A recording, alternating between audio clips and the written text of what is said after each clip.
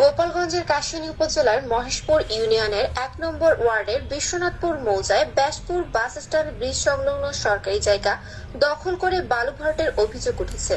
এলাকাবাসীর অভিযোগ, দীর্ঘদিন ধরে স্থানীয় প্রভাবশালী ব্যক্তিদের নেতৃত্বে ব্রিজের দুই পাশের ভূমি বালু ফেলে ভরাট করে দোকানঘর তোলার প্রস্তুতি চলছে।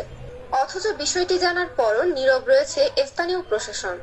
স্থানীয়দের সঙ্গে কথা বলে জানা যায়, বিশ্ব রোডের দুই পাশে নূর আলম, ইদ্রিস মোল্লা সহ কয়েকজন প্রভাবশালী ব্যক্তি সরকারি জায়গা দখল করে দ্রুত গতিতে বালু ফেলছেন।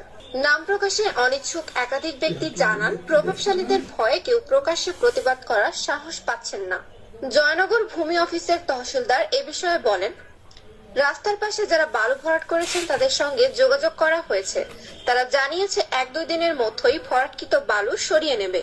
অভিযুক্ত নূর আলমের কাছে বিষয়টি জানতে চাইলে তিনি কোনো দায় স্বীকার করেন না। তিনি বলেন, আমি কিছুই জানি না, আপনারা ইদ্রিস মোল্লার সঙ্গে কথা বলেন, তিনিই সাংবাদিকদের সব বিষয় জানাচ্ছেন। ব্যাসপুর বাজার কমিটির সভাপতি ইদ্রিস মোল্লাকে প্রশ্ন করা হলে তিনি দাবি করেন, আমরা বালু ভরাটের কাজ এক নেতাকে দিয়ে উদ্বোধন করিয়েছি, প্রশাসনের সঙ্গে কথা বলেই ভরাট করছি।